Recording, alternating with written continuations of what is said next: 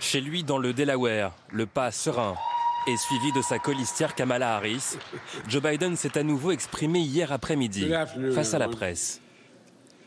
Je ne suis pas ici pour déclarer notre victoire, mais je suis ici pour annoncer que lorsque le dépouillement sera terminé, nous pensons que nous allons gagner.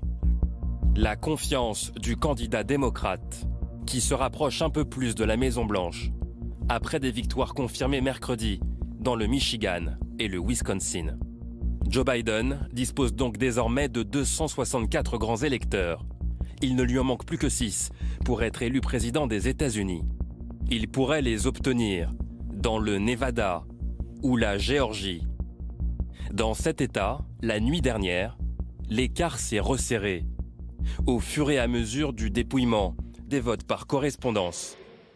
Dans ce centre, dans la banlieue d'Atlanta, favorable au camp démocrate, les bulletins sont arrivés par dizaines de milliers et l'issue serait proche. Tout s'est bien passé cette nuit, même si vous pouvez constater que le personnel a diminué au fil des heures. Mais je pense que nous allons terminer ce matin.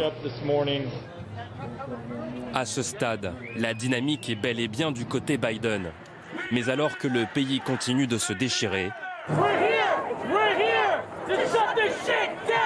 le candidat démocrate joue l'apaisement.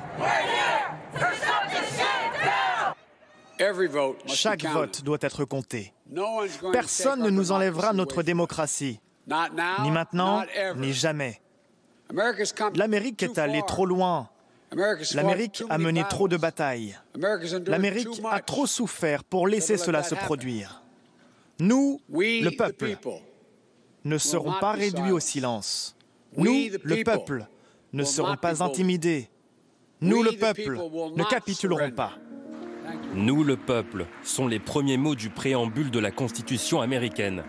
Les mots d'un candidat qui se voit déjà dans le bureau ovale et pense déjà à l'exécution de son programme, à l'image de cette annonce qu'il a faite il y a quelques heures sur les réseaux sociaux.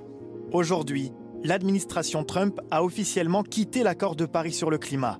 Et dans exactement 77 jours, l'administration Biden le rejoindra.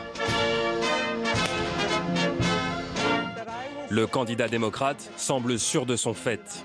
Dans 77 jours, jour de l'investiture, ce n'est pas Joe Biden, l'ancien vice-président, qui prêtera serment, mais bien Joe Biden, le 46e président des États-Unis.